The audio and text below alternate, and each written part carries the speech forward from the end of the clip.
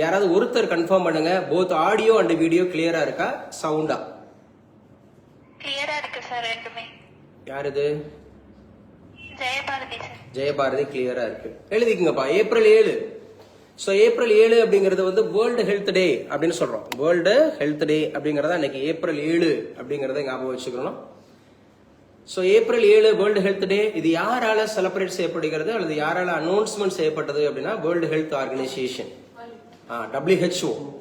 WHO அப்படின்னாவே அதோட head quarter எங்க இருக்கும் அப்படின்னு கேட்டீங்கன்னா ஜெனீவா, சுவிட்சர்லாந்துல ஜெனீவால தான் இருக்கு அப்படிங்கறத ஞாபகம் வச்சுக்கணும். சுவிட்சர்லாந்து அப்படிங்கறதுல ஜெனீவா.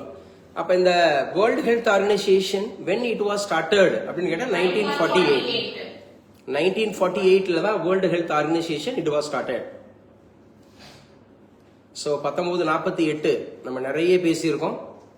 அதுதான் வந்து பாத்தீங்க அப்படின்னு சொன்னா மொழி வாரியாக இந்திய மாநிலங்கள் உருவானது. எழுதிக்கங்க, புதுசா இருக்கிறவங்க எழுதிக்கலாம்.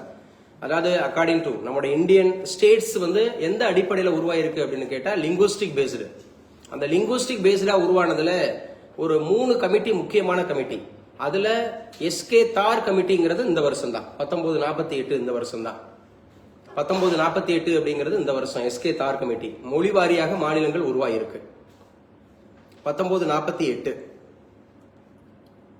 ஜெனிஃபர் அக்ஷிதா கிளாஸ் அட்டன் பண்றீங்களா என்னன்னு தெரியல, அட்டன் பண்ணணும். அம்மா இணைய சொல்லு இந்த குரூப்ல. 1948 எஸ்கே தார் committee. 1948 JVP committee. JVP committee 1948. SK தார் கமிட்டி 1948. அதே மாதிரி ராதாகிருஷ்ணன் அவர்களுடைய கல்விக்குழு, ராதாகிருஷ்ணன் அவர்களுடைய கல்விக்குழு யூஜிசின்னு சொல்லுவோம், யூனிவர்சிட்டி கிராண்ட்ஸ் அந்த மாதிரி இருக்கக்கூடிய கமிஷன். அந்த கல்விக்குழு உருவானது இதே வருஷம் தான், 1948. காந்திஜி, நம்முடைய மகாத்மா என்று அழைக்கப்படக்கூடிய காந்திஜி இறந்த வருஷம் இந்த 1948 தான், 1948.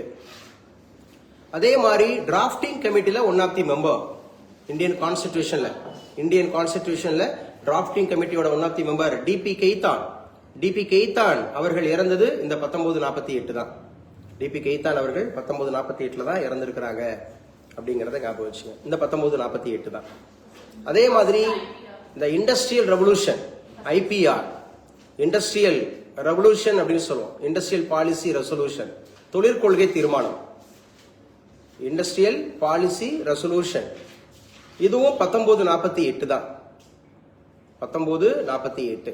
சோ இன்னைக்கு தான் வேர்ல்டு ஹெல்த் டே, ஏப்ரல் 7. இதை யாரு சார் அனுசரிக்கிறாங்கன்னு பாத்தீங்கன்னா வேர்ல்டு ஹெல்த் ஆர்கனைசேஷன், WHO உருவானது எந்த வருஷம் தான், 1948. ஆன்லைன்ல இருக்கிறவங்க எல்லாமே நோட்ஸ் எடுத்துட்டீங்களா? எல்லாருமே நோட்ஸ் எடுத்துட்டீங்க. ஒரே ஒரு கான்செப்ட்ல தான் இருக்கிறோம். இன்னைக்கு வேர்ல்டு ஹெல்த் டே, உலக சுகாதார நாள், பப்ளிக் ஹெல்த் டே அப்படின்னு சொல்றோம், ஏப்ரல் 7. சோ இது யாரு சார் அனுசரிக்கிறாங்க அப்படின்னு பாத்தீங்கன்னா வேர்ல்டு ஹெல்த் ஆர்கனைசேஷன். வாய் திறந்து சொல்லணும் ரோஹித். யார் அனுசரிக்கிறா? World health organisation. World health organisation எந்த வருஷம்? 1948. 1948. காந்திஜி இறந்தது எந்த வருஷம்? 1948. டிபி கெய்தான் இறந்தது எந்த வருஷம்? 1948 அப்படிங்கிறது. எஸ்கே தார் கமிட்டி எந்த வருஷம்? 1948. ஜேவிபி கமிட்டி எந்த வருஷம்? 1948. ராதாகிருஷ்ணன் அவர்களால் யூஜிசி உருவான வருஷம் 1948 அப்படிங்கிறது. First industrial policy resolution 1948. இது தவிர்த்து ஏதாவது விடுபட்டு இருக்கா? 1948 ஏதாவது விடுபட்டு இருக்கமா? நம்ம பார்த்ததுகள்ல, நம்ம நடத்தினதுகள்ல 1948 இது இருக்கே, நீங்க சொல்லல சார் அப்படிங்கிற மாதிரி எதுவும் இருந்துச்சுன்னா சொல்லுங்க. அப்ப வேர்ல்டு ஹெல்த் ஆர்கனைசேஷன் அப்படிங்கறது நம்ம சொல்லியாச்சு. இந்த வருஷத்துக்கான தீம் என்ன சார்? 2026க்கான தீம் என்ன? இந்த வேர்ல்டு ஹெல்த் டே அப்படின்னு சொல்லக்கூடிய ஏப்ரல் 7 இந்த வருஷத்துக்கான தீம் என்ன அப்படின்னு சொன்னா, the role of scientific innovation.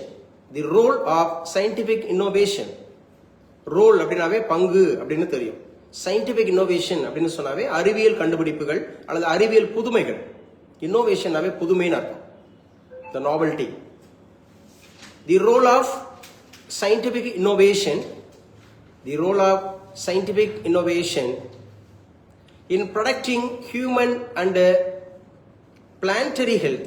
Human and planetary health ரெண்டுமே சொல்றாங்க. ஹியூமனுக்கும் நமக்கு முக்கியமானது, பிளான்டரி ஹெல்த்துக்கும் முக்கியமானது அப்படின்னு சொல்லி சொல்றாங்க. ஹியூமனுக்கு முக்கியமானது, பிளான்டரி ஹெல்த்துக்கு முக்கியமானது. ஹியூமன் அப்படின்னா உங்களுக்கு தெரியும், மனித அந்த வகை நலம். பிளான்டரி அப்படின்னு சொன்னாவே தாவரங்கள், ரெண்டுமே பார்க்கணும். தாவரம்னாவே ஜெகதீஷ் சந்திர போஸ் ஞாபகம் வச்சுக்கணும். நம்ம ஏற்கனவே பார்த்திருக்கோம், தாவரங்களுக்கும் உணர்வுகள் உண்டு அப்படின்னு சொன்னார். அதை போய் நீங்க அடிச்சீங்கன்னா கிள்ளுனீங்கன்னா வலிக்கும்ன்ற மாதிரி சொல்றாரு. தாவரங்களுக்கும் உணர்வுகள் உண்டு சொன்னது யாரு? டாக்டர் ஜெகதீஷ் சந்திர போஸ் அப்படிங்கிறவர் நம்ம இதுல ஃபேமஸ் ஒரு தாவரவியல் ஆய்வு வல்லுநர் அப்படிங்கறத எடுத்துக்கலாம். சரியா? அப்ப இந்த வருஷம் தீம் என்ன சார் பார்த்துட்டோம்? the role of scientific innovation protecting human and planetary health அப்படிங்கறத பாக்குறோம். ஏப்ரல் 7. இதே ஏப்ரல் 7ல தான் நம்முடைய மியூசிஷியன், இந்தியாவோட ஒரு முக்கியமான மியூசிஷியன், ஒரு பாப்புலர் மியூசிஷியன் ரவிசங்கர் அவருடைய பிறந்த வருடம் அப்படிங்கிறது இந்த நாள். ஏப்ரல் 7 அப்படிங்கிறது அவருடைய பிறந்த நாள். 1920 பிறந்திருக்கிறார். நான் கோஆபரேஷன் மூவ்மெண்ட், ஒத்துழையாமை இயக்கம் 1920 அந்த வருடத்துல ஏப்ரல் 7 ரவிசங்கர் அப்படிங்கிறவர்.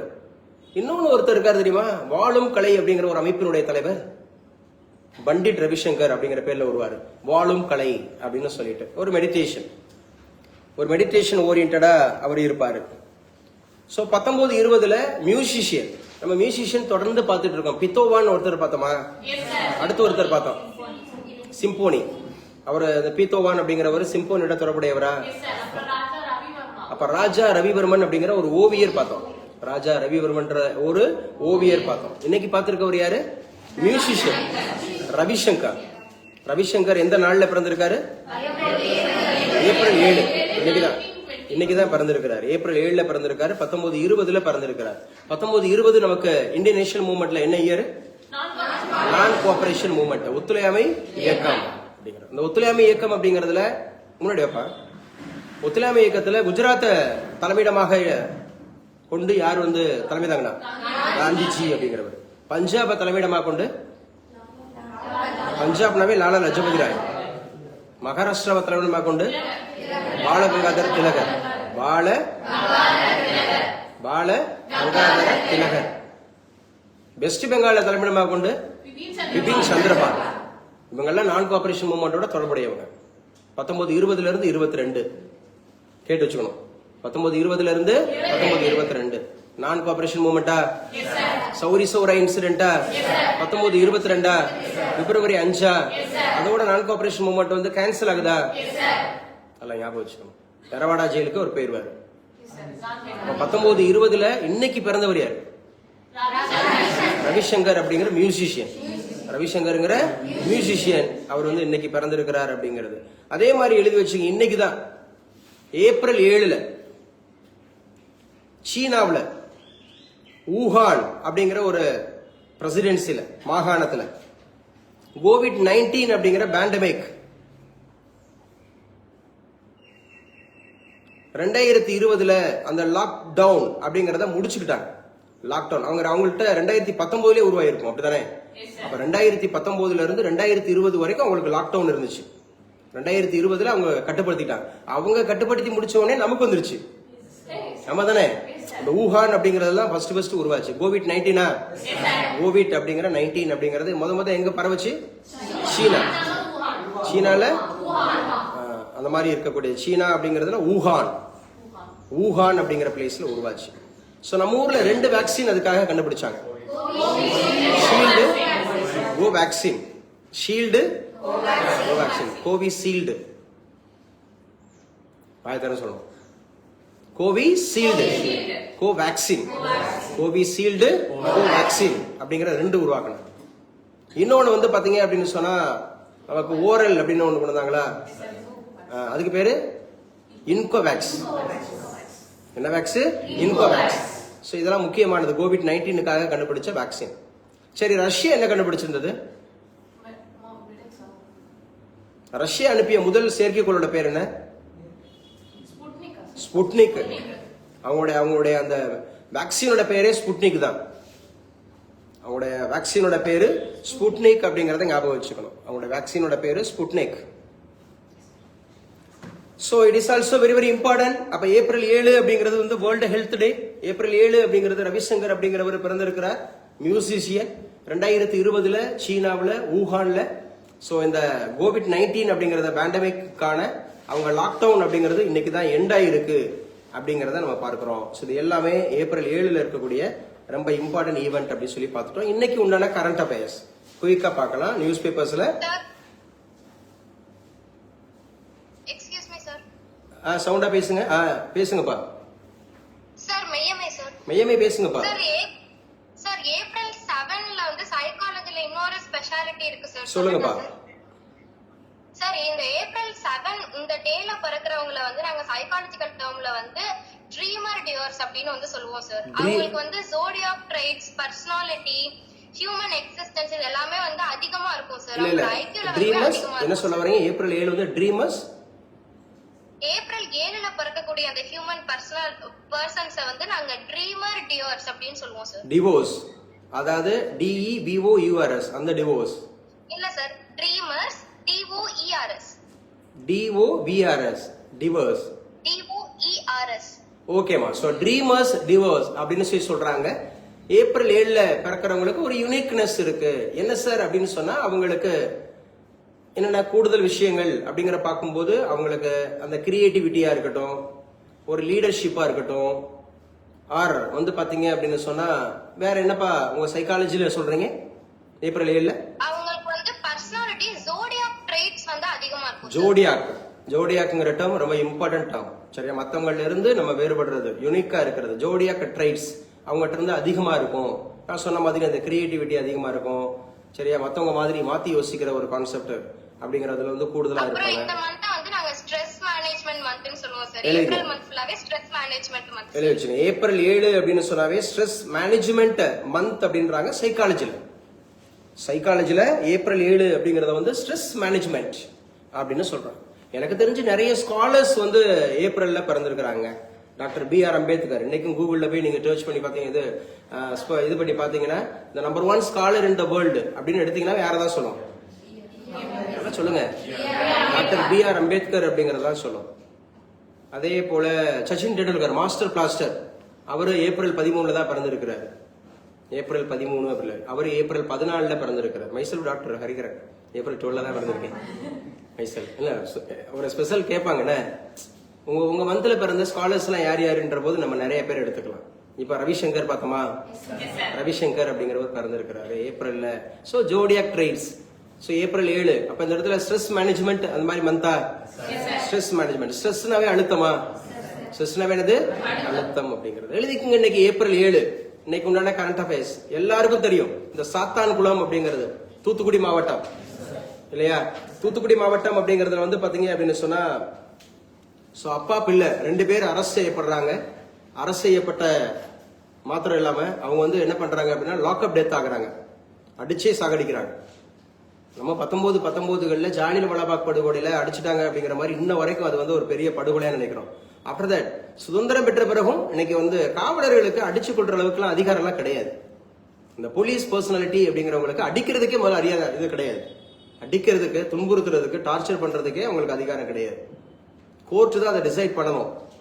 ஆனா தண்டனைங்கிறது கிடையாது. அது வந்து சிறையில இருக்கிறது, வைக்கிறது, அந்த மாதிரி தான். அடிக்கிறது, துன்புறுத்துறது, அது அக்கார்டிங் டு ஹியூமன் அந்த மாதிரி இருக்கக்கூடிய அது மிஸ்பிஹேவியர்ல ஓடியாந்துடும், அநீதியில ஓடியாரு, இன்ஜஸ்டிஸ்ல ஓடியாந்துடும்.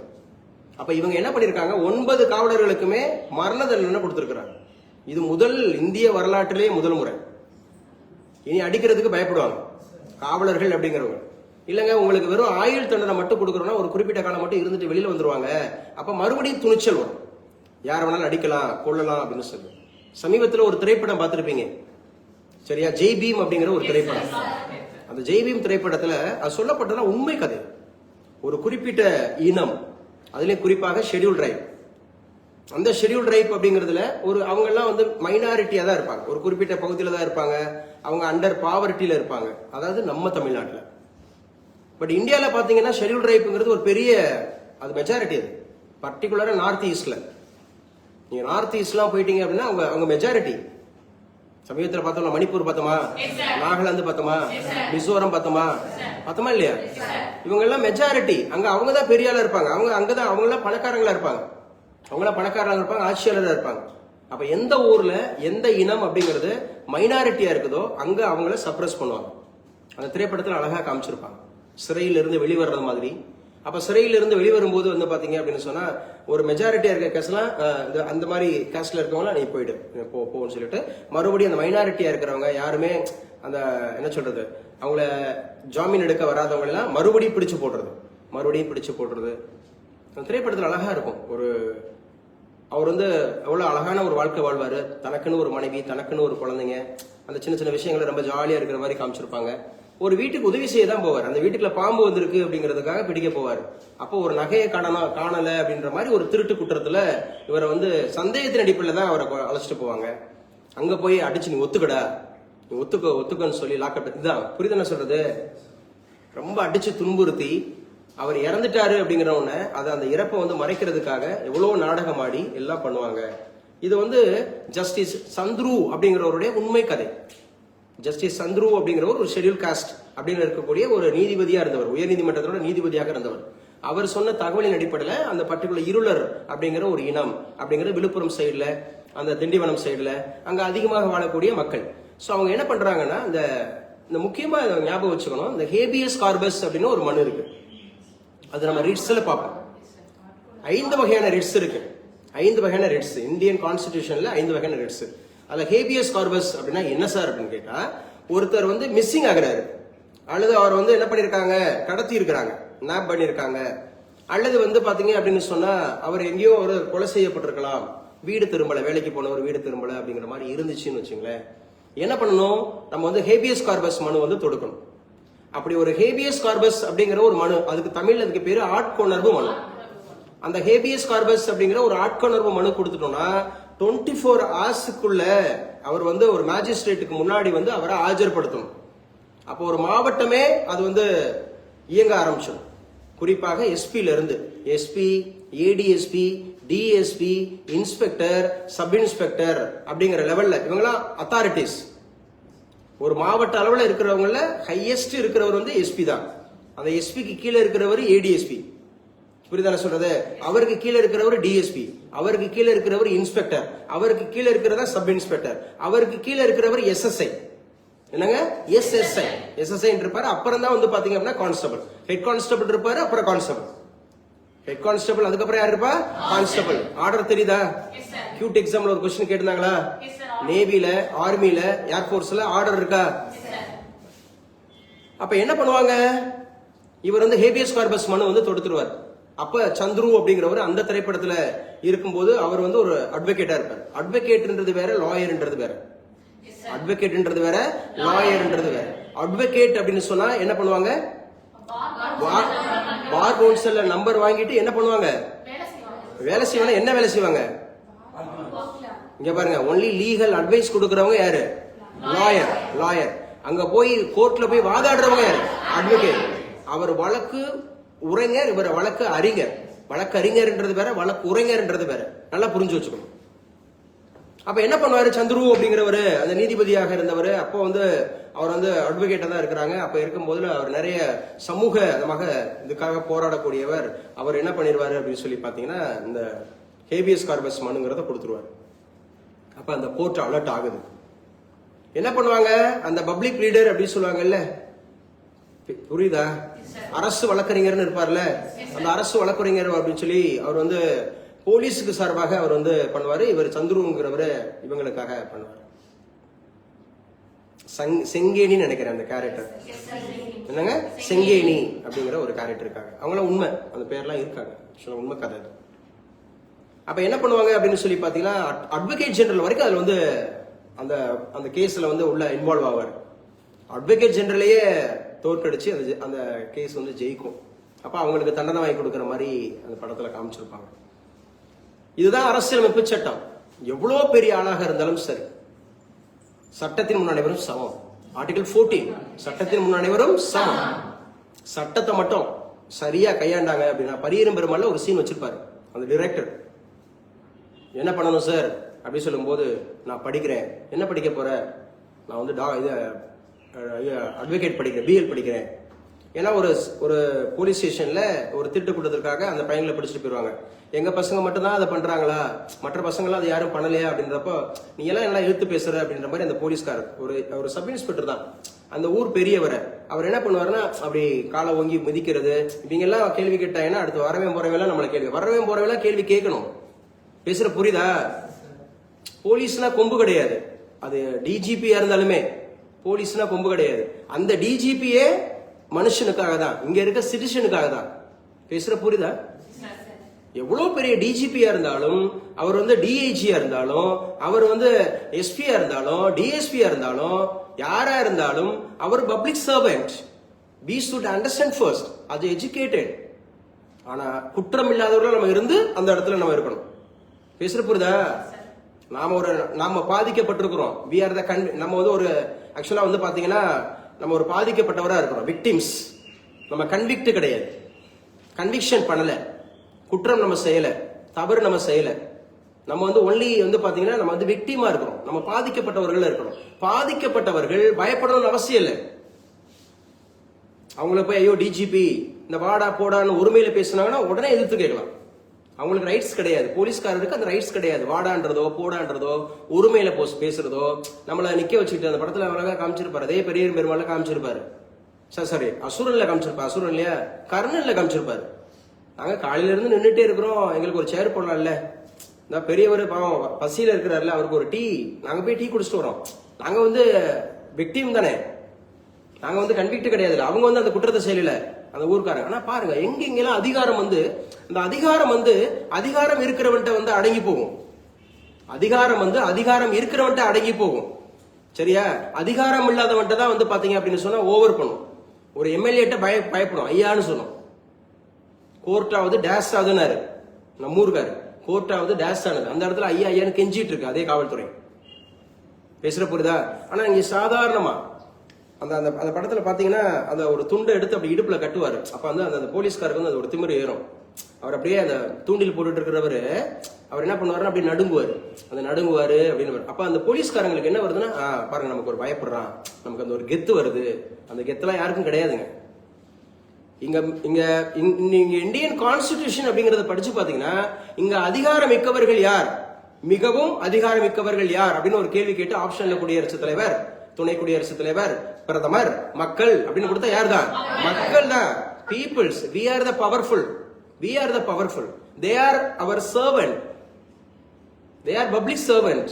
அது பிரசிடென்டா இருக்கட்டும், வைஸ் பிரசிடென்டா இருக்கட்டும், பிரைம் மினிஸ்டரா இருக்கட்டும், ஆர் ஜுடிஷியலா இருக்கட்டும், ஆர் வந்து போலீஸ் அந்த மாதிரி டிபார்ட்மெண்டா இருக்கட்டும், ஆர் எனி அதர் அந்த மாதிரி ஹையர் ஆர்டர்ல இருக்கக்கூடியவங்க they are public servant. So நாம குற்றம் இழைக்காத வரை, நம்ம மீது தவறு இல்லாத வரை நாம பயப்படணும்னு அவசியம் இல்லை.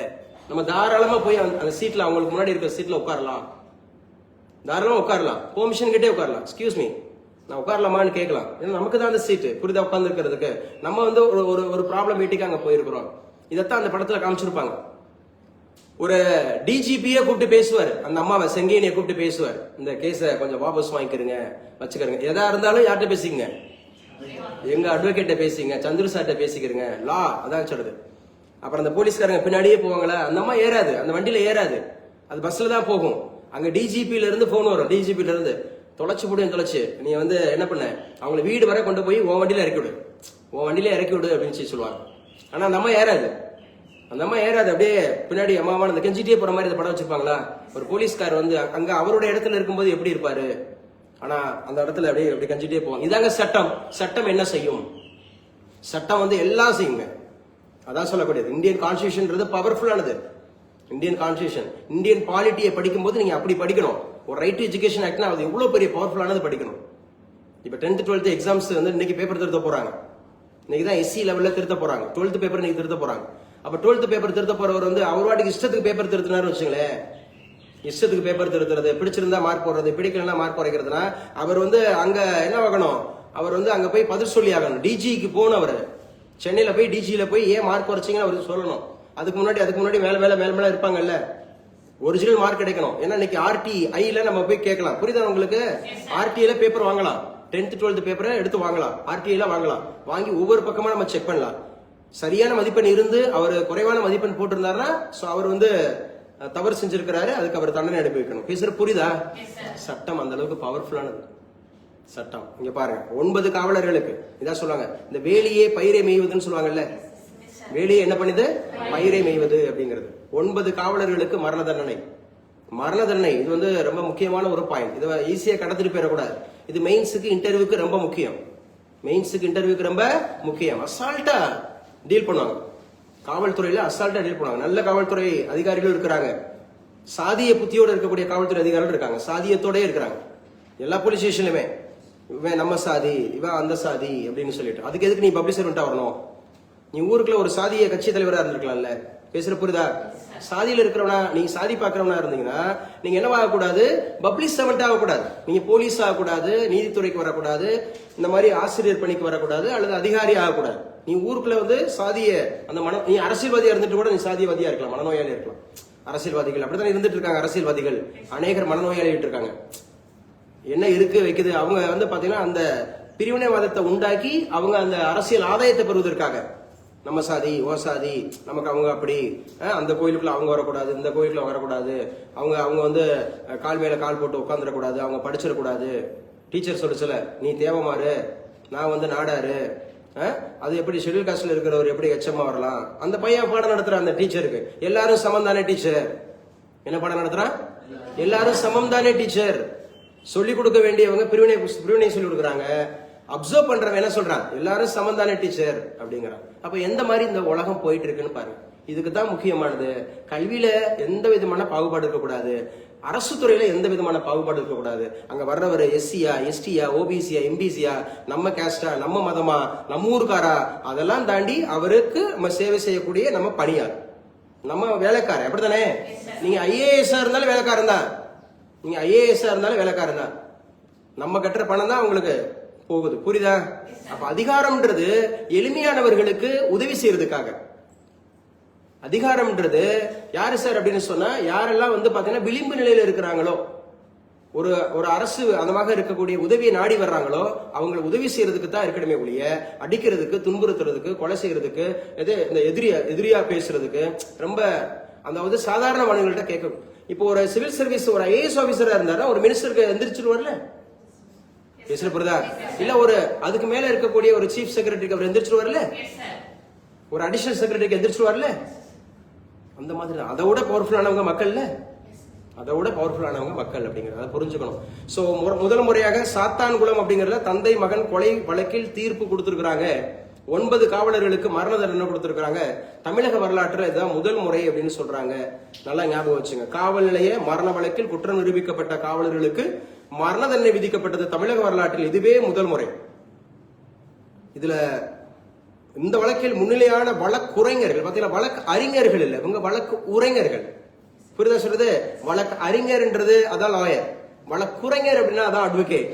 அதனால புரிஞ்சு வச்சுக்கணும். காவலர்களுக்கு மரண தண்டனை விதித்து தீர்ப்பளித்த பிறகு நீதிபதி முத்துக்குமரன் இருக்கையிலிருந்து எழும் முன்பாக தனது பேனாமுனையை மேஜையில் குத்தி உடைத்தார். அது எப்பவுமே செய்வாங்க. இந்த மரண தண்டனை கொடுத்துட்டாவே என்ன பண்ணிடுவாங்க? அந்த பேனாவை குத்தி உடைப்பாங்க. அது ஒரு சம்பிரதாயமாக ஃபாலோ பண்ணப்படுது. அது இந்தியன் கான்ஸ்டிடியூஷன் மென்ஷன் பண்ணல. நீங்க மரண தண்டனை பண்ணா நீங்க உடனே பேனாவை குத்தி உடைக்கணும்ன்றது இல்ல. பட் இந்த மாதிரி ஒரு உயிரை அதை எடுக்கிற அளவுக்கு அந்த மாதிரி ஒரு தீர்ப்பு இருக்குது இல்லையா? இந்த மாதிரி சோ நம்பிக்கை வீண் போகவில்லை அப்படின்னு சொல்லிட்டு அவங்களுடைய பெற்றோர் பாருங்க, ஒரே குடும்பத்துல அப்பாவும் பிள்ளையும் சாகடிக்கப்பட்டா எப்படி இருக்கும்? நம்ம நினைச்சிட்டு போலாம் ஏதோ ஐயோ 9 காவலர்கள் அந்த இந்த காவலர்களுடைய வீட்டுல அழுவாங்கல்ல இன்னைக்கு. இப்ப அவங்க யோசித்து பார்த்துருக்கலாம், அவனை அடிக்கும் போது அவங்களை அடிக்கும் போது யோசிச்சு பார்த்துருக்கலாம், நமக்கும் ஒரு பிள்ளை இருக்கா, நமக்கும் ஒரு அப்பா இருக்காரு, நமக்கும் ஒரு குடும்பம் இருக்கு. இப்ப அந்த குடும்பத்துல அந்த காவலர்கள் வீட்டுல இருக்க குடும்பத்துல பிள்ளைங்க என்ன பண்ணுவாங்க? தூக்குல போடப்பட்டா இருப்பாங்க. இப்ப பாருங்க, இது கடந்து 5 வருஷம் ஆச்சுங்க. இந்த சம்பவம் நடந்து எத்தனை வருஷம் ஆச்சு? 5 வருஷம் ஆச்சு. போலீசாரால் கொல்லப்பட்ட ஜெயராஜின் மகள் பெர்சி செய்தியாளரிடம் கூறியதாவது பாருங்க, அவர் தான் அந்த அப்பா. அவங்களுடைய மகள் சொல்லியிருக்காங்க பாருங்க, எனது தந்தை சகோதரரை போலீசார் இரவு முழுவதும் தாக்கினர். இது தொடர்பான வழக்கில் மதுரை மாவட்ட நீதிமன்றம் வரலாற்று சிறப்புமிக்க தீர்ப்பை அளித்துள்ளது. இதை மனநிறைவுடன் வரவேற்கிறோம். இந்த தீர்ப்பின் மூலம் எங்களது குடும்பத்தினருக்கு நிகழ்ந்த கொடுமை இனி யாருக்கும் நிகழக்கூடாது. இந்த வழக்கில் நீதியை நிலைநாட்ட பல்வேறு நிலைகளில் உதவியாக இருந்த CBI, central bureau of investigation, யாருப்பா இப்ப அதோட இயக்குனர் பிரவீன் சோட், அவர் முன்னாள் டிஜிபியா? எஸ், முன்னாள் டிஜிபி கர்நாடகா. அதே மாதிரி மத்திய மாநில அரசுகள், வழக்குரைஞர்கள், பொதுமக்கள், ஊடகங்கள், செய்தியாளர்களுக்கு நன்றியை தெரிவித்துக் கொள்கிறோம். இந்த தீர்ப்பை சாமானியர்களுக்கு கிடைத்த வெற்றியாகவே கருதுகிறோம். நீதித்துறை மீது சாமானிய மக்கள் வைத்த நம்பிக்கை வீண் போகவில்லை என்றார். ஆமா தானே? இது வந்து இன் ஜெனரல். பட் நான் என்னோட ஸ்பிரிச்சுவல்ல சொல்றதா இருந்தா சரியா, அவங்கள மன்னிக்கணும். பிளஸ் கசப்பு நல்லா கவனிச்சுங்க. இல்ல நான் சொல்ல வர கான்செப்ட் முதல்ல விளையுங்க. இது தண்டனை, அதுல வந்து தப்பிக்க முடியாது சரியா. இது இது வந்து அப்பார்ட் ஃப்ரம் ஸ்பிரிச்சுவல். அது இதை ஏத்துக்கிட்டு தான் ஆகணும். இதை நடந்தா இன்ன வரைக்கும் நான் பேசினதான் எவ்வளவு நேரம் பேசினேன் இல்லையா? நல்லா புரிஞ்சு வச்சுக்கணும். ஆனாலும் பழிவாங்கிற எண்ணம் நமக்கு இருக்கக்கூடாது, ஹேட்ரட் இருக்கக்கூடாது. எல்லாரையும் மன்னிக்கணும், எல்லாரையும் கசப்பு அப்படிங்கிறது யாரும் இருக்கக்கூடாது. காந்திஜி வந்து பாத்தீங்க அப்படின்னு சொன்னா, நான் ஒரு நாட்டினுடைய ஒரு பெரிய தலைவருங்க, அந்த சுதந்திரம் வாங்கி கொடுக்கறதுக்கு என்னோட பங்களிப்பு நிறைய இருக்குங்க. நான் வந்து பாரிஸ் பட்டம் வாங்கினவங்க, என்ன சுட்டவன் மாத்திரம் இல்ல, அது சம்பந்தப்பட்ட எல்லாரையும் சுற்றணும்னு சொல்லியிருக்கலாம்ல. கடைசியில அவர் என்ன சொன்னாரு தெரியுமா? கடைசி வார்த்தை காந்திஜி என்ன சொன்னாரு? அவரை மன்னிச்சு விட்டார். அதுவும் கோட்சே என்ன பண்ணி விட்டாரு? மன்னிச்சு விட்டார். அந்த அளவுக்கு நம்ம மகான்லாம் இல்ல. இவங்க குடும்பத்துல இருக்கவங்களோ அந்த மாதிரி. நான் மகான் அல்ல திரைப்படத்துல அப்பாவை கொண்டாருன்றதுக்காக அனைவரையும் கொண்டு அந்த அந்த அதையாவது அந்த அந்த சர்ச்சுக்கு முன்னாடியே புதைச்சிட்டு வருவாரு. அப்படித்தானே? சர்ச்சு மன்னிக்கிற அளவுக்கு நான் மகான்லாம் இல்லப்பா, நான் மனுஷன். மன்னிக்கிற அளவுக்கு நான் இல்ல, மகான் இல்ல. யாரு? மனுஷன். அப்படின்னா பாருங்க, இந்த உலகத்தையே நான் தாயா உண்டாக்குனேன்றவரு ஒரு மனுஷன் வந்து குத்துறான், ஒருத்தன் வந்து காரி துப்புறான். எங்க நீ வந்து சிலுவையில இருந்து வெளியில வான்றான். நீங்க கொஞ்சம் உங்களுக்கு அந்த நம்பிக்கை இல்லைன்னா கூட விட்டுருங்க. இந்த உலகத்தை படைச்சவர் இயேசு இல்லைன்னா கூட வச்சுங்க. ஒருவேளை உண்மையிலேயே அந்த உலகத்தை படைச்சவர் இப்படி பண்ணா, அவர் ஒரு செகண்ட் இருந்தா அந்த உலகமே ஒண்ணுமில்லாம போயிரும்ல. உண்மையா அந்த உலகத்தை படைச்சது, நீங்க உங்களுக்கு நம்பிக்கை ஜீசஸ் கிறிஸ்து அந்த உலகத்தை படைச்சவருங்க அப்படின்னு ஒரு நம்பிக்கை இல்லாம இருந்தா கூட, உண்மையாவே ஒருத்தர் உலகத்தை படைச்சவரை இந்த மாதிரி குத்தி அப்படியே கேலி பண்ணி காரி துப்பி அப்படியே கொட்டி எங்க நீ வந்து பாரு அப்படின்னு சொன்னா, அவர் மட்டும் ஒரு செகண்ட் நினைச்சா நீங்கள் நானும் இந்த இடத்துல உட்காந்துருக்க முடியுமா? I want to become an IAS officer, I want to become an IPS officer, நான் வந்து பெரிய வீடு கட்டணும், கார் வாங்கணும், ஒரு செகண்ட்ல கொலாப்ஸ் ஆகி போயிருமா? பாருங்க. அப்ப எந்த அளவுக்கு ஒரு இரக்கம் இருக்கணும், எந்த அளவுக்கு ஒரு அந்த பொறுமை இருக்கணும், எந்த அளவுக்கு அந்த தயவு இருக்கணும், எந்த அளவுக்கு ஒரு கிருபை இருக்கணும். புரிஞ்சுக்கிட்டீங்களா? நல்ல விஷயங்கள். இந்த மாதிரி விஷயங்களை பாத்துங்க, ரொம்ப கவனமா இருங்க. பொது சிவில் சட்டம் எழுதி வச்சுங்க, இது முக்கியமானதுங்கம்மா. ஆன்லைன்ல இருக்கீங்கல்ல, ஆன்லைன்ல கிளாஸ் போயிட்டு இருக்கல, யூனிஃபார்ம் சிவில் கோட், பொது சிவில் சட்டம். இதெல்லாம் ஏன் இவ்வளவு நேரம் டீட்டெயிலா பேசுனேன்னா, மெயின்ஸ்ல எழுதணும், மெயின்ஸ்ல எடுத்து எழுதணும். இன்டர்வியூல கேட்டாங்கன்னா சாதுரியமா பதில் சொல்லணும். பேசுற புரியுதா? அதுக்கு தான் இவ்வளவு நேரம் எடுத்துக்கிட்டேன். நேரம்னாலும் பரவாயில்ல, கான்செப்டை விளங்கிக்கணும். இங்க நான் ஹியூமன் எத்திக்ஸையும் சொல்லி கொடுத்துருக்கேன், ஹியூமன் வேல்யூஸையும் சொல்லி கொடுக்கேன். யாரையும் அடிக்க கூடாது. ஒண்ணு மெயின் கான்செப்ட், யாரையும் அடிக்க கூடாது, யாரையும் துன்புறுத்த கூடாது. நீ ஊர்ல போற ஒரு பொண்ணை கேள்வி பண்ணினா, உன் தங்கச்சி அங்க யாரோ ஒருத்தன் கேள்வி பண்ணிட்டு இருப்பான், உங்க அக்கா வேற ஒருத்தன் கேள்வி பண்ணிட்டு இருப்பான். நீ யாரையோ ஒருத்தங்களை ஆபாசமா நீ பாக்குறேன்னா, உன்னுடைய மனைவியோ உன்னுடைய பிள்ளையோ உன்னுடைய தாயோ யாரோ பாத்துட்டு இருப்பான். நம்ம என்ன விதைக்கிறோமோ அதானே நம்ம மத்தவங்களுக்கு பண்றதானே நமக்கும். என் தங்கச்சியை கேள்வி பண்ணும்போது எனக்கு கோபம் வரும்ல, வருமா வராதா? அப்படித்தானே அடுத்தவன் தங்கச்சியும் இருக்கும், அடுத்தவன் அக்காவும் அப்படித்தானே இருக்கும், அடுத்தவன் மனைவி அப்படித்தானே இருக்கும், அடுத்தவன் தாயும் அப்படித்தானே இருக்கும். பேசுறது புரியுதா? என்ன மூஞ்சிய பாருன்னு சொன்னா எனக்கு கோபம் வருதுல்ல, அப்ப அடுத்தவன் நம்ம என்ன பண்ணக்கூடாது. அன்னைக்கு 5 வருஷமா வந்து பாத்தீங்கன்னா அந்த குடும்பம் வந்திருக்கணும்ல, ரோட்ல வந்து நிக்கணும்ல, வாதாடினவங்களுக்காக அந்த போலீஸ்கார குடும்பம் வந்திருக்கணும்ல, அவங்கள ஒதுக்கி வச்சிருக்கணும்ல. நான் உனக்கு சோறு விட மாட்டேன், நீ ஏன் பிள்ளைய அடிச்ச, ஏன் அவங்க அப்பாவை கொண்ட அம்மாவை கொண்ட, உன்னை கொல்றதுக்கு உனக்கு யார் அதிகாரம் கொடுத்தா அப்படின்னு சொல்லி அந்த காவலர்கள் குடும்பம் அவங்களை தண்டிச்சிருந்தாங்கன்னா, பேசுற புரியுதா? ஒரு லஞ்சம் வாங்கிட்டு வந்தா என் குடும்பத்துக்குள்ள நீ உள்ள வராதன்னு சொல்லி தண்டிச்சிருந்தாங்கன்னா. அடங்கமருங்கிற திரைப்படத்துல அந்த எஸ்பியோட அந்த பொண்ணு வந்து அந்த கேம்ல வந்து தண்டனை கொடுத்துட்டு இருக்கும். தண்டனை கொடுத்துட்டு இருக்கும் போது அதை பண்ணாத வைக்காதன்னு சொல்லும் போது அந்த பொண்ணு அவங்க அப்பாவுக்கு எதிர்ப்பு தெரிவிக்கும். பாத்திருக்கீங்களா? அந்த அப்பாவுக்கு எதிர்ப்பு தெரிவிக்கும். சோ பெற்றோர்கள் தவறு செய்யும் போது, ஒரு அதிகாரியா பெற்றோர்கள் தவறு செய்யும் போது அந்த பிள்ளைங்க மனைவி வந்து தண்டிச்சாங்கன்னா இந்த மாதிரி குற்றங்கள் தொடருமா? நம்ம அப்பா வந்து எப்படினாலும் லஞ்சம் வாங்கிட்டு போறாரு, நமக்கு கொடுக்கப்பட்ட கார் வந்து கவர்மெண்ட் வேலைக்கு கொடுக்கப்பட்ட காரு, இதை சொந்த உபயோகத்துக்கு பயன்படுத்தக்கூடாதுன்னு நினைச்சிட்டாருன்னா, மனைவி வந்து காய்கறி வாங்குறதுக்கு வேண்டாங்க நம்ம கார்ல போவோம், நம்ம 2 வீலர்ல போவோம், இது வந்து கவர்மெண்ட் காரு, இது கவர்மெண்ட் வேலை செய்யறதுக்கு தான் கொடுக்குதுன்னு சொல்லிட்டு மனைவி கண்டிச்சுட்டா அந்த போலீஸ்காரர் அந்த துஷ்பிரயோகம் பண்ணுவாரா? பண்ண மாட்டார்.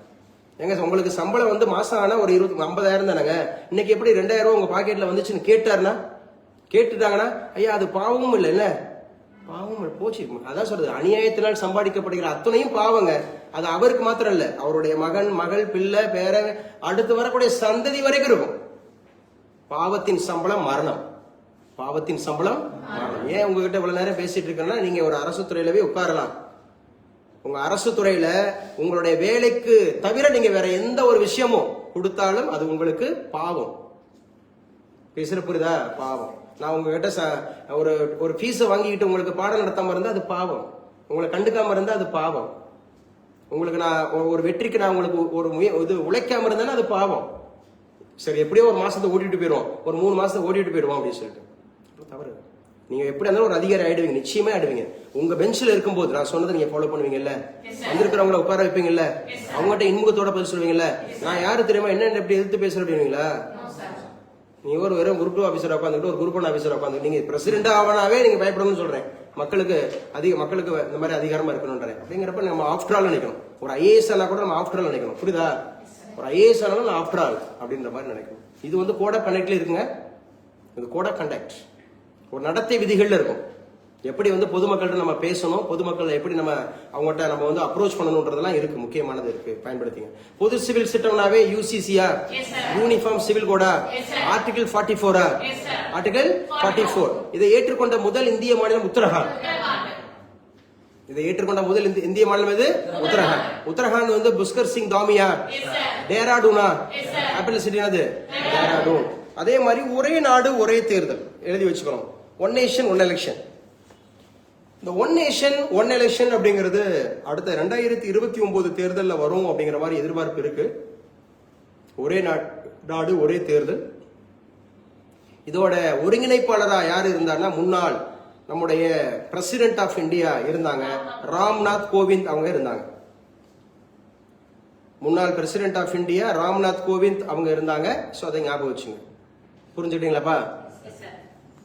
இந்த திட்டங்கள்லாம் முக்கியம்னு சொல்லிட்டு நம்முடைய பாரத பிரதமர் மோடி அவர்கள் பேசியிருக்கிறார். எத்தனை மாநிலங்களில் தேர்தல் நடக்க போகுது? 5 மாநிலங்களில் தேர்தல் நடக்க போகுது. ஸோ நேற்றைய தினம் எந்த மாநிலத்தினுடைய வேட்புமனு தாக்குதல் நிறைவாச்சு? தமிழ்நாடு வேட்புமனு தாக்குதல். 7000 பேர், 234க்கு 7000 பேர் போட்டீங்க. எத்தனை தொகுதி எழுதி வச்சு? 234 தொகுதிகளுக்கு 7000 பேர் வேட்புமனு தாக்கல் செய்திருக்கிறாங்க. அப்ப எல்லாரும் பப்ளிக் சர்வெண்டா மாறணும்னு ஆசைப்படுறாங்க. என்ன, மக்களுக்கு சேவை செய்யணும்னு நினைக்கிறாங்க.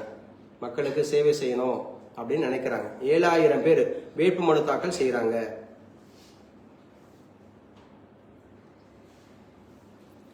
சோ இது ரொம்ப முக்கியமானது அப்படிங்கறத ஞாபகம் வச்சுங்க. ரைட். தமிழகத்தில் இருந்து தேர்வான 6 மாநிலங்களவை உறுப்பினர்கள் பதவியேற்பு. நான் ஏற்கனவே பேசிட்டோம். அது 6 பேர் ராஜ்யசபாவுக்கு போயிருக்காங்களா? சரி. அந்த 6 பேர் அப்படிங்கிறது வந்து பாத்தீங்க அப்படின்னு சொன்னா நேற்றைய தினம் பதவியேற்று இருக்கிறாங்க அப்படிங்கிறது. சோ ராஜ்யசபாவோட சேர்மன் யாரு? சிபி ராதாகிருஷ்ணன் அவர்கள். சிபி ராதாகிருஷ்ணன் அவர்கள். ராஜ்யசபால மொத்தம் எத்தனை உறுப்பினர்கள்? 245 இருக்க வேண்டியது 250. அதுல வந்து குடியரசுத் தலைவரால் தேர்ந்தெடுக்கக்கூடியவர்கள் 12. மிச்சம் 238 அப்படிங்கிறது மாநிலங்கள், யூனியன் பிரதேசங்கள் இருந்து தேர்ந்தெடுக்கப்படுறாங்க அப்படிங்கறத ஞாபகம் வச்சுங்க. மாநிலங்கள்ல இருந்து. தலைமை தேர்தல் ஆணையர் பதவி நீக்க நோட்டீஸ் நிராகரிப்பு. ஞானேஷ்குமாரா? சோ ஆர்டிகல் அப்படிங்கிறது 324 329. சரி. பார்ட் வந்து 15. இன்னொன்னு வந்து பாத்தீங்கன்னா எஸ் சாந்துவா, அதுக்கப்புறம் விவேக் ஜோஷியா, நிர்வாச்சன் சதனா, நம்ம ஊர்ல அர்ச்சனா பட்நாயக் மேமா, அர்ச்சனா பட்நாயக். இதெல்லாம் ஞாபகம் வச்சுக்கோங்க. எலெக்ஷன் கமிஷன் அப்படிங்கிறது. புதிய விடியலுக்கு தயாராகிவிட்டனர் புதுச்சேரி மக்கள். புதிய விடியல் புதுச்சேரி. சோ முதல்வர் மு.க. ஸ்டாலின் அவர்கள் சொல்லியிருக்கிறார். நேற்றைய ஒரு தினம் கூட நம்முடைய எம்பி காரைக்குடியில பேசியிருந்தாரு. சரியா? அதாவது வந்து பாத்தீங்க அப்படின்னு சொன்னா, இந்த லைக் பண்றவங்க எல்லாரும், லைக் பண்றவங்க யாரு, ஓட் பண்றவங்க யாருன்றத அது வேறுபடுத்தி காமிச்சிருந்தாரு. நம்முடைய கார்த்திக் சிதம்பரம் அவர்கள், எம்பி அவர்கள், சிவகங்கை மாவட்டத்தினுடைய பாராளுமன்றத்தினுடைய எம்பி அவர்கள் மாங்குடி அவர்களுக்கு காங்கிரஸ்ல வாக்கு சேகரிக்கும் போது ஒரு ஸ்லோகன் சொல்லியிருந்தார். இதை மட்டும் மனசுல வச்சுக்கோங்க. அதாவது ரீல்ஸ் போடுறவங்களுக்கு லைக் போடுங்க. அவர் சொன்னது, ரீல்ஸ் போடுறவங்களுக்கு என்ன பண்ணுங்க? லைக் பண்ணுங்க அப்படிங்கிறது. சமூக பங்காற்றுறவங்களுக்கு ஓட் பண்ணுங்க அப்படின்ற மாதிரி. சமூக பங்காற்றுறவங்களுக்கு ஓட் பண்ணுங்க. அதாவது சோசியல் மீடியால பார்த்துட்டு வெறுமனே ரீல்ஸா போட்டுட்டு இருப்பாங்க. வெறும் சாங்ஸா இருக்கும், இல்ல ஏதாவது இருக்கும், நாங்க அதை பண்ண போறோம், இதை பண்ண போறோம் அப்படிலாம் சொல்லிட்டே இருப்பாங்க. ரீல்ஸ் பண்ணுவாங்க. அவங்களுக்கு நீங்க லைக் போடுங்க. ஆனா யார் உண்மையாவே ஃபீல்ட்ல வந்து இறங்கி மக்களோட மக்களா எல்லா பணியாற்றுறாங்களோ, சமூக சேவையாற்றுறாங்களோ, அவங்களுக்கு என்ன பண்ணுங்க? ஓட் போடுங்க. அவர் சொன்ன விஷயம் எனக்கு பிடிச்சிருந்தது. அவர் பொதுவா தான் சொன்னார். திரையில பாக்குறதுங்கிறது வேற, நீங்க இந்த மாதிரி இருக்கக்கூடிய நிஜத்துல பாக்குறதுங்கிறது வேற, பேசுற புரியுதா? திரை அப்படிங்கிறது வேற, நிஜம்ன்றது வேற. திரையில் அப்படிங்கறது வந்து எல்லாரையும் சுடலாம், அடிக்கலாம், பயங்கரமா தீவிரவாதிகள்லாம் ஒழிக்கலாம், பயங்கர சண்டை போடலாம், அப்படிலாம் பண்ணலாம். அது வந்து அது ஒன்லி டூப்பு. ஆனா இங்க பப்ளிக்ல அவர் சொல்லும்போது கூட சொன்னார், 41 பேர் அப்படிங்கிறது உயிரிழக்கும் போது உங்களை பார்க்கணும் வந்தவங்க தான் உங்க கட்சிக்காரங்களோட இருப்பாங்க, நீங்க அவங்களுக்காக நிக்காம ஓடிட்டு நீங்க அடுத்து ஒரு 2-3 நாள் கழிச்சு தான் பண்ணீங்களே அப்படிங்கிற மாதிரி ஒரு குற்றச்சாட்டை பண்ணாரு. அது விமர்சனத்துக்கு உள்ளாகுது. ஆமா தானே? என்னதான் இருந்தாலும் அந்த இடத்துல நின்று இருக்கணும், ஒரு விசாரிக்கணும் அப்படின்ற மாதிரி. ஏன்னா எதிர்கட்சிகள் இதை சொல்லுவாங்க. ஆனா அரசியல்வாதிகள்கிட்ட அது இருக்கணுங்க. அரசியல்வாதிகள் நடிக்கவது செய்யணும். அந்த ஃபீல்டுக்குள்ள ஓடி போய் ஒரு கண்ணீர் விட்டாங்கல்ல, ஒரு 2 பேர் கண்ணீர் விட்டாங்க பாத்தீங்களா அந்த இடத்துல, அவங்களுக்கு அதுக்கும் சம்பந்தமே இல்லை. அதையும் கூட என்ன பாருங்க, இந்த பாரு இவங்க தான் பண்ணிருக்காங்க, அவங்க கண்ணீர் விடுறாங்கல்ல, ஒரு விமர்சனம் வந்துச்சு. பட் வந்தாங்கல்ல, ஃபீல்ட்ல நின்னாங்கல்ல, நீங்க தானே அதை பண்ணீங்கன்னு கூட அடிக்கலாம்ல மற்றவங்க கூட, அத பாதிக்கப்பட்டவங்க கூட நீங்க தான் இதை பண்ணிருக்கணும் அப்படின்னு கூட புரியாம அடிப்பாங்கல்ல, புரியாம தண்டனை பண்ணுவாங்கல்ல. அரசியல்வாதிகள் அப்படிங்கிறது வந்து ரொம்ப கவனமா இருக்கணும் அப்படிங்கிறது. வாக்குறுதிகளை முழுமையாக நிறைவேற்றும் ஒரே கட்சி திமுக அப்படின்னு சொல்லிட்டு கனிமொழி எம்பி அவர்கள் சொல்லியிருக்கிறாங்க. காவல் பணித்திறன் போட்டியில் சிறப்பிடம், டிஜிபி பாராட்டு. 2.09 லட்சம் பேருக்கு நாய்க்கடி, ரேபிஸ் பாதிப்பால் 13 பேர் உயிரிழப்பு. எழுதி வச்சுங்க ரேபிஸ். இந்த ரேபிஸ் அப்படிங்கிறது தெருநாய்க்கடி அப்படின்னு சொல்லுவாங்க. நாய்க்கடிக்கிறதுல மட்டும் ரேபிஸ் பரவுறதில்ல. சோ மற்ற அந்தமாக இருக்கக்கூடிய ஜந்துக்கள் அந்தமாக நிறைய பார்த்திருக்கோமா இல்லையா? சோ எல்லாமே அந்தமாக இருக்கக்கூடியது ரேபிஸ் அப்படிங்கிற ரேபிஸ் நாய் அந்த மருந்து கண்டுபிடிச்சு Louis Pasteur. So Louis Pasteur அப்படிங்கிறவர் தான் அந்த வெறிநாய் கடிக்கு மருந்து கண்டுபிடிச்சார். அப்ப நம்ம தமிழகத்துக்கான பொது சுகாதாரத்துறை அமைச்சர் யாரு? மா சுப்பிரமணியன் அவர்கள். சோ இந்தியாவுக்கு யாரு? ஜேபி நட்டா அவர்கள் அப்படிங்கறத ஞாபகம் வச்சுங்க. கணினி அறிவியல் சவால்கள், சென்னை ஐஐடியில ஒரு மையமா எழுதி வச்சுங்க. The challenges of computer science. College TRP படிக்கிறவங்களுக்கு இந்த மாதிரி கேட்பாங்க, இந்த கம்ப்யூட்டர் சயின்ஸ் அப்படிங்கறதுல என்னென்ன சேலஞ்சஸ் இருக்கு. அதுக்கான ஒரு சென்னை ஐஐடியில ஒரு மையம், ஒரு சென்டர் ஆரம்பிச்சிருக்கிறாங்க. சென்னை ஐஐடியில குவாண்டம் கணினி மறை குறியீட்டில் செயற்கை நுண்ணறிவு எழுதி வச்சுங்க. குவாண்டம் சயின்ஸ், இந்த quantum science and also artificial intelligence, அதற்காக நம்ம ஐஐடியில ஒரு சென்டர் ஆரம்பிச்சிருக்கிறாங்க. சென்னை ஐஐடி அப்படிங்கிறது எத்தனாவது முறையாக சிறந்த ஐஐடியாக தேர்ந்தெடுக்கிறாங்க? 6வது முறையாக. யார் அட் பிரசன்ட் டைரக்டர்? காமகோடி அவர்கள். Which district he belongs to? Thanjavur. இதெல்லாம் பார்த்திருக்கோம். நீங்களும் நானும் இதுல படிக்க முடியுமா? படிக்க முடியும். எந்த இதுல படிக்க முடியும்? ஸ்வயம் அண்ட் நெப். ஆன்லைன்லயே படிக்கலாமா? எது வயது அப்படிங்கிறது இது இருக்கா? நோ. 8000 கோர்சஸ்க்கு மேல இருக்கு, லட்சக்கணக்கானவர் படிச்சுட்டு இருக்காங்க. ஐஐடியில நாமளும் படிக்கலாம் அப்படிங்கறத ஞாபகம் வச்சுக்கிடுங்க. அமைச்சர் PK சேகர் பாபு என்ன துறை அமைச்சரா இருக்காங்க? இந்து அறநிலைத்துறை அமைச்சர். தமிழிசை என்னவாக இருந்தாங்க? கவர்னர். தெலுங்கானாவோட கவர்னரா இருந்தாங்க. அதே மாதிரி புதுச்சேரியோட லெப்டினன்ட் கவர்னரா இருந்தாங்க. வளர்மதி இவங்க எல்லாம் மனு தாக்கல் செய்திருக்கிறாங்கன்றத பாக்குறோம். சரியா? நேற்றோட நிறைவு அப்படிங்கறதுனால எவ்வளவு பேருப்பா மனு தாக்கல் செஞ்சிருக்கிறாங்க? 7000 பேர், வெறும் 234 தொகுதிகளுக்கு அப்படிங்கறத ஞாபகம் வச்சுக்கணும். எழுதி வச்சுக்க. ஜல் ஜீவன் திட்டம், ஜல் ஜீவன் தமிழகத்துல ஜல் ஜீவன் திட்டத்தில் முறைகேடு. யாரு சார் சொல்லியிருக்கிறா? Piyush Goyal, the trade and commerce minister of India. Jal Jeevan அப்படிங்கிறது வந்து பாத்தீங்கன்னா நீர் மேலாண்மை, நீர் பாதுகாப்பு, அதற்காக ஒரு துறையே இருக்கு, ஒரு மினிஸ்ட்ரியே இருக்கு. அந்த திட்டத்துல நம்ம தமிழக அரசுல குற்றம் அப்படிங்கறத சொல்லியிருக்கிறாரு பியூஷ் கோயல். ஆன்லைன்ல நோட்ஸ் எடுக்கிறீங்கல்ல? ஆன்லைன்ல நோட்ஸ் எடுக்கிறீங்க. சர்க்கரை நோய் ஆராய்ச்சி கழக தமிழ்நாடு தலைவராக டாக்டர் பன்னீர்செல்வம் தேர்வு. எழுதி வச்சுங்க. சர்க்கரை நோய்க்கு என்ன இங்கிலீஷ்ல? டயபெட்டிஸ் மெலிட்டஸ் அப்படின்னு சொல்லுவோம். டயபெட்டிஸ் அப்படிங்கறது அதிகமான தாகம் அப்படிங்கிறதுக்கு என்ன சொல்லுவீங்க? பாலிடிப்சியா. அதிகமான அப்படின்றது வந்து பாத்தீங்கன்னா பசி, பாலிபேஜியா. பாலிபேஜியா. அதிகமாக யூரின் போறது பாலியூரியா. இந்த 3 சிம்டம்ஸ் உங்களுக்கு மெயினா இருக்கும். Polydipsia, polyphagia, polyuria. என்ன குறைபாடு இருக்கிறனால இவங்களுக்கு வந்து இந்த டயபெட்டிஸ் வருது? இன்சுலின் அப்படிங்கறது சுரப்பு அப்படிங்கறது வந்து இல்லாம போறதோ அல்லது கம்மியாகிறதுனாலயே வருது. இன்சுலின் அப்படிங்கறத ஞாபகம் வச்சுக்கணும். மிக முக்கியமானது பாலிபேஜியா, பாலிடிப்சியா, பாலியூரியா. சோ யாரு சார்? பன்னீர்செல்வம், டாக்டர் பன்னீர்செல்வம்.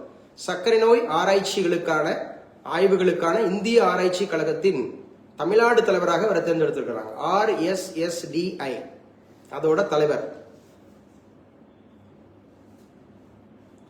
சர்க்கரை நோய் அப்படிங்கறத ஞாபகம் வச்சுங்க.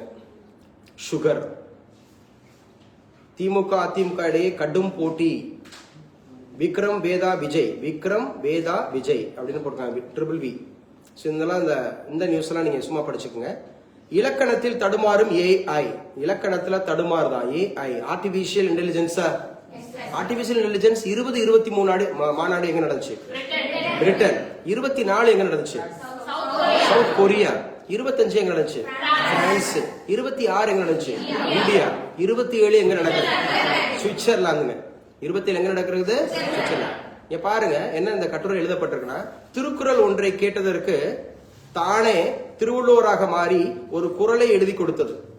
சத்தியம் செய்து கொடுத்த நாயனார் யார் என்ற கேள்விக்கு ஒரு கதையை உருவாக்கி அந்த நாயன்மாருக்கு கற்பனையில் ஒரு பெயரை கொடுத்த சாமர்த்தியம் சாட்பாட்களுக்கு உண்டு. நம்ம ஒண்ணு கேட்டோம்னா அதுவே உருவாக்கி கொடுக்குதா, அது ஒரு திருவள்ளுவரா மாறிடுது. அதுவே ஒரு திருவள்ளுவரா மாறி ஏற்கனவே 1330 குறள் நாங்க படிச்சு முடிச்சிட்டோம். என்ன மையமை? மையமை நம்ம 3rd ஸ்டாண்டர்ட் படிக்கும் போதே UKG படிக்கும் போதே நம்ம படிச்சு முடிச்சிட்டோம் 1330 குறள். ஆனா ChatGPT என்ன பண்ணுதா, திரும்ப நமக்கு ஒரு புதிய குறளை கொடுக்குது அப்படின்னு சொல்றாங்க. இலக்கணத்துல தடுமாறுது AI, ஆர்டிபிஷியல் இன்டெலிஜென்ஸ் அப்படிங்கிறது. இன்னைக்கு ஒரு டவுட் இருந்தா நீங்க யாரையும் போய் மனுஷனை போய் நம்ம நாடணும் அவசியம் இல்லை, அப்படிதானே? உட்காந்துக்கிட்டு இன்னைக்கு நான் காலையில என்ன சாப்பிட அப்படின்னு கேட்டா கூட நீங்க உங்களுக்கு ஏதாவது ஸ்பெசிபிக்கா சொல்ல கேக்குறீங்களா அப்படின்னு கேட்கும். உங்களுக்கு இட்லி வேணுமா, தோசை வேணுமா, அல்லது என்ன வேணுமா, அல்லது எப்படி சாப்பிடணும்னு ஆசைப்படுறீங்க, நம்ம அது ஒரு பதில சொல்லிவிட்டு மறுபடியும் அதுல ஏதாவது சிறப்பா நீங்க சாப்பிடணும்னு ஆசைப்படுறீங்களான்னு கேட்கும். இல்ல வேணா நான் ஒரு பெஸ்ட் ஹோட்டல் சொல்லவா, கொண்டு வர சொல்லவா அப்படிலாம் சொல்லி என்ன வேணாலும் கேட்டுக்கலாமா இல்லையா? என்ன வேணாலும் கேட்டுக்கலாம். சோ அப்ப எந்த அளவுக்கு அட்வான்ஸ்டு டெக்னாலஜில போயிட்டோன்னு பாருங்க. நம்ம என்ன படிக்கலாம், எப்படி படிக்கலாம், யார்கிட்ட போய் கேட்கறதெல்லாம் நம்ம தயங்கி பண்ணுவோம், அப்படிதானே? இன்னைக்கு அப்படி கிடையாது. எல்லாம் காவல்துறைக்கு கடிவாளம். சாத்தான்குளம் விஷயம் பேசியாச்சு. சாத்தான்குளம் விஷயம் நம்ம நிறைய பேசிட்டோம். கடிவாளம் போட்டிருக்காங்க. வாக்குப்பதிவு ஜனநாயக கடமை, அப்படிதானே? எத்தனை வயசு இருந்தா ஓட்டு போடலாம்? 18 வயசு இருந்தா ஓட்டு போடலாம். 21 வயசுல இருந்து குறைச்சவர் யாரு? ராகுல் காந்தி. எந்த வருஷம்? 1988. 1988. எத்தனையாவது சட்ட திருத்தம்? 61வது சட்ட திருத்தம். இந்த சட்ட திருத்தம் 61வது சட்ட திருத்தம் அப்படிங்கிறது. வாக்காளர் தினம் எப்ப? ஜனவரி 25. 1950 அப்படிங்கிறது அந்த எலெக்ஷன் கமிஷன் உருவான வருஷம். எலெக்ஷன் கமிஷன் உருவான வருஷம். அது கான்ஸ்டிடியூஷனல் பாடியா, நான் கான்ஸ்டிடியூஷனல் பாடியா? Constitutional body. பொது சிவில் சட்டம் பேசிட்டோம், ஒரே நாடு ஒரே தேர்தல் பேசிட்டோம். இதெல்லாம் பேசினது. தமிழகத்திலிருந்து 6 பேர் பதவி ஏற்றுட்டாங்க. சோ இதெல்லாம் நம்ம பேசிட்டோம். முக்கியமானது பாஜக காங்கிரஸ் தமிழக முதல்வர் ஸ்டாலின் மறைமுக உடன்பாடு அப்படின்னு சொல்லியிருக்காங்க. எங்க அந்த அம்மா சொல்லியிருக்கா பாருங்க, தமிழக முதல்வர் ஸ்டாலின் கூட மறைமுக உடன்பாடு வச்சிருக்காரா? யாரோட? பாஜகவுடன் காங்கிரஸ் தமிழக முதல்வர் ஸ்டாலின் மறைமுக உடன்பாடு வச்சிருக்கிறாருன்னு சொல்லி யாரு பேசியிருக்கா? மம்தா பானர்ஜி. மம்தா பானர்ஜி எந்த கட்சி? திரிணாமுல் காங்கிரஸ். எந்த ஸ்டேட்? வெஸ்ட் பெங்கால் அப்படிங்கிறது. எந்த தொகுதியில ஜெயிச்சாங்க? எந்த தொகுதியில தோற்றாங்க? நந்திகிராம் அப்படிங்கிறது. மேற்காசிய தாக்கம், துறைகளுக்கு உதவும் நிதி சூழல் உள்ளது. மேற்காசிய நாடுகள் நம்ம ஏற்கனவே பேசிட்டோம். ஈரான், இஸ்ரேல் மீது சந்தை அப்படின்றது. கொல்கத்தா பஞ்சாப் ஆட்டத்தில் விளையாடிய மழை பாருங்க, விளையாடிய மழையா எப்படி அந்த ஊர்ல அதிகமான மழை இருந்திருக்கு பாருங்க. வெஸ்ட் பெங்கால் அப்படிங்கிறது நம்ம கிழக்கு கடற்கரையில இருக்கா? சொல்லுங்கப்பா. பேயா பெங்கால்ல வருதா? நேற்று காரைக்குடியிலயும் நல்ல மழையா? காரைக்குடியிலயும் நல்ல மழை அப்படிங்கிறது இருந்துச்சு. தொடர்ந்து கோடை காலத்துல பெய்யக்கூடிய மழை. வைசாலிக்கு தொடர்ந்து 2வது வெற்றி. பிரக்யானந்தா, திவ்யா டிரா. வைசாலி பிரக்யானந்தா அப்படிங்கறத சிப்லிங்ஸா? அக்காவா வைசாலி? அக்கா வைசாலி. யாரோட அக்கா வைசாலி? பிரக்யானந்தோட அக்கா வைசாலி. பிரக்யானந்தோட அக்கா வைசாலிக்கு என்ன விருது கொடுத்தாங்க? அர்ஜுனா விருது. என்ன விருது கொடுத்தாங்க? அர்ஜுனா விருது. விளையாட்டு வீரர்களுக்கு கொடுக்கக்கூடிய விருது என்ன? அர்ஜுனா விருது. சோ இவங்க எல்லாம் எந்த விளையாட்டோட தொடர்புடையவங்க? செஸ். செஸ் அப்படிங்கறதோட இந்தியாவோட கேபிட்டல் எது? சென்னை. 45 நாட்கள் தற்காலிக போர் நிறுத்தத்தை நிராகரித்த ஈரான். நீங்க நிராகரிச்சிட்டீங்களா, உங்களுக்கு நாங்க நரகத்தை காட்டுறோம் சொன்னது யாரு? டொனால்ட் ட்ரம்ப் சொல்லியிருக்காரு. இனிமேல் தான் நீங்க நரகத்தை பார்க்க போறீங்க. நேத்தோட கெடு முடிஞ்சிருச்சு. 45 நாட்கள் போரை நிறுத்துங்கப்பா அப்படின்னு சொல்லி ஈரானுக்கு எதிராக யார் சொல்லியிருந்தா? அமெரிக்கா சொல்லியிருந்து. ட்ரம்ப் சொல்றதுன்னு இல்ல, அமெரிக்கா சொல்லியிருந்தது. ட்ரம்ப் ஒரு தனிநபர் இல்ல, அமெரிக்கா சொன்னது. இப்போ அதை வந்து நிராகரிச்சிருக்கிறாங்க. அவரு என்ன காட்ட போறாரு? நரகத்தை காட்ட போறாரு. எப்படின்னு பார்க்கலாம். ஸோ இந்த நாட்கள்ல முக்கியமானது. பிரம்மோஸ் அப்படிங்கிற உருவாக்கத்துல முக்கிய பங்காற்றிய ரஷ்ய ஏவுகணை விஞ்ஞானி மறைவாங்க. எழுதி வச்சுக்கோங்க. பிரம்மோஸ் ரொம்ப முக்கியமானதுங்க. பிரம்மோஸ், பிரகார், பிருத்வி இதெல்லாம் நம்முடைய ஏவுகணைகள். அக்னி இந்தியாவோட ஏவுகணைகள், மிசில். இந்தியாவோட மிசில்ஸ்ல பிரம்மோஸ் முக்கியமானது, பிரகார் முக்கியமானது, பிருத்வி முக்கியமானது, திரிசூல் முக்கியமானது, அக்னி முக்கியமானது. பேசுறது புரியுதா? இப்ப நான் பேசுறது பூரா என்னது? மிசைல்ஸ். மிசைல்ஸ் ஏவுகணைகள். ஏவுகணைகள் எதற்கு பயன்படுது? Defence mechanism. எஸ். சோ நம்ம நாட்டை பாதுகாப்புக்காக பயன்படுறது, மற்றவர்கள் அழிப்பதற்கு, தாக்குவதற்கு பயன்படுகிறது. ஏவுகணைகள் பேர் ஊரா சொல்ற, எழுதி வச்சுங்க. பிரம்மோஸ், பிருத்வி, பிரகார், அக்னி, திரிசூல், இதெல்லாம் நம்ம நாட்டினுடைய ஏவுகணைகளோட பெயர். இப்ப ரஷ்ய ஏவுகணை அப்படிங்கறதுல முக்கியமா பாருங்க, அவரோட பேரு அலெக்சாண்டர் லியானோவ். அலெக்சாண்டர் லியானோவ் அவர் வந்து பிரம்மோஸ் ஏவுகணை உருவாக்குறதுக்கு ரஷ்யக்காரு நமக்கு பயன்பட்டு இருக்காரு. அலெக்சாண்டர் லியானோவ். அலெக்சாண்டர் லியானோவ் 1952 பிறந்திருக்கிறாரு. 1952 அப்படிங்கிறதுல பிறந்திருக்கிறார். ஸோ நம்ம பிரம்மோஸ் ஏவுகணை, பிரம்மோஸ் அப்படின்னு சொன்னாவே 2 நாடுகள், ரஷ்யா, நம்ம பிரம்மபுத்திரா நதி, ரஷ்யாவுடைய மாஸ்கோ நதி, ரெண்டையும் மிங்கிள் பண்ணி தான் அந்த பேர் வச்சாங்க. இது இன்டர்வியூ கொஸ்டின் கேட்டிருந்தாங்க ஏற்கனவே. பிரம்மோஸ் சொன்னாவே 2 நதிகளோட பிளண்டிங் வேர்டு. பிரம்மபுத்திரா, நம்ம இந்தியாவினுடைய பிரம்மபுத்திராங்கிற ஒரு நதியும், ரஷ்யாவினுடைய மாஸ்கோவா நதியும், அது ரெண்டையும் சேர்த்து தான் பிரம்மோஸ் அப்படிங்கறது பேர் வச்சாங்க. ஏன்னா 2 நாட்டோட தொழில்நுட்பம், 2 நாட்டோட முயற்சியில உருவான மிசைல். அது ஆன்லைன்ல நோட்ஸ் எடுக்கிறீங்கல்ல? சோ பிரம்மோஸ் அப்படின்னு சொன்னா எந்த 2 நாடு நதிகளினுடைய பெயர்? ரஷ்யான்னு சொல்லக்கூடாது, இந்தியா ரஷ்யா. ஃபர்ஸ்ட் பிரம்மோஸ் தானே, ஃபர்ஸ்ட் பிரம்மபுத்திரா தானே, அப்புறம் தானே மாஸ்கோவா. புரியுதா? தலைவட்ட ஆட்டக்கூடாது ரோஹித். எந்த 2 நாடு? India and Russia. இந்தியா ரஷ்யானா ஒரே நாடா பேரும். India and Russia. பேசுற புரியுதா? India and Russia.